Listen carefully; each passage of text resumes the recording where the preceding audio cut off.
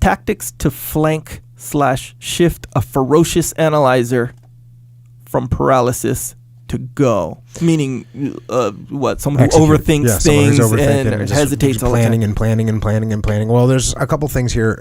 If the person is above you or below you in the chain of command. So if they're below you in the chain of command, you explain to them, you say, look, we don't need perfection. We're not going to have 100% solution. We don't have 100% of the information. That's a good enough solution. We need to move forward. Let's execute. And you know what? If things go wrong, don't worry about it. I'll take responsibility for it. I'm not going to blame you, which is what you're going to do anyways as a good leader. So that's what you're going to do if they're below you in the chain of command. If they're above you in the chain of command, guess what? Same thing. You're going to say the same thing like, hey, boss, we don't need perfection here.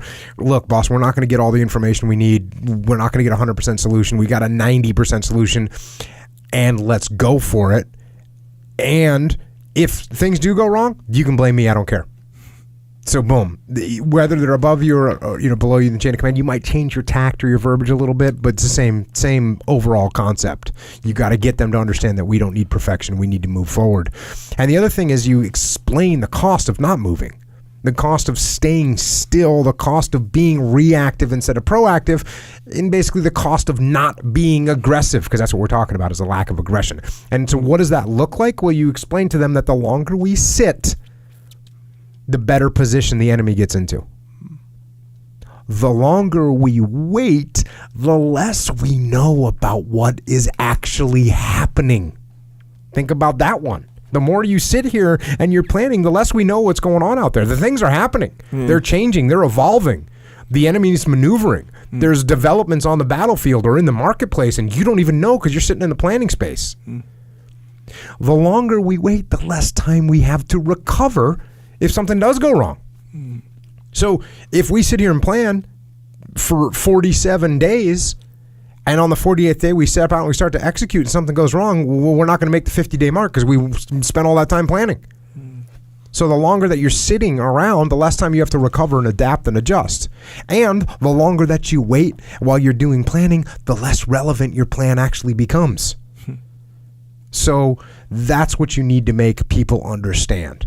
And then there's people that are just habitual and chronic ferocious analyzers, and those are the people you got to watch, but you got to continually just get through their head that the more we sit, the more the enemy maneuvers, and if we let them maneuver on us anymore, we're going to get killed.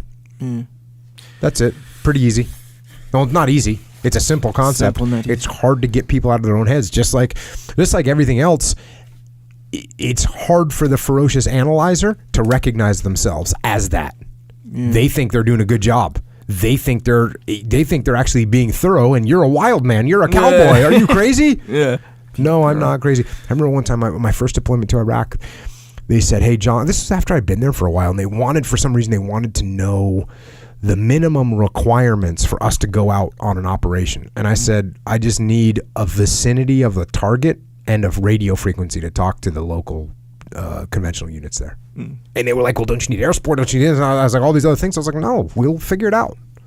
Just send us. We'll go. And there was other things that we would do as we'd move to a target. We'd align things up, and we'd be good.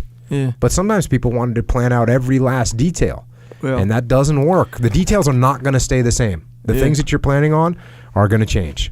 So don't sit there and plan every last detail, because it's not going to help you.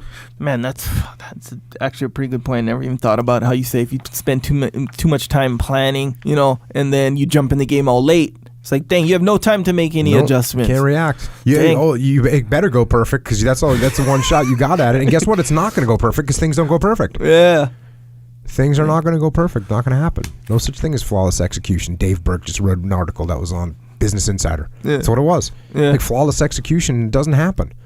He was a Top Gun senior instructor for 3 years. He knows about flying, and he knows how hard they worked towards flawless execution, but it didn't exist. The flawless execution was analyzing their mistakes, seeing what they can improve upon. That was flawless execution for them. It wasn't the actual act of flawless execution. You know what they had? Flawless debriefing. Flawless analyzation of what they did wrong. But it wasn't going to be perfect ops, and there's no such thing. It doesn't happen. So if you're sitting and planning that, trying to make that happen, it's not going to work for you. Yeah. So don't do it.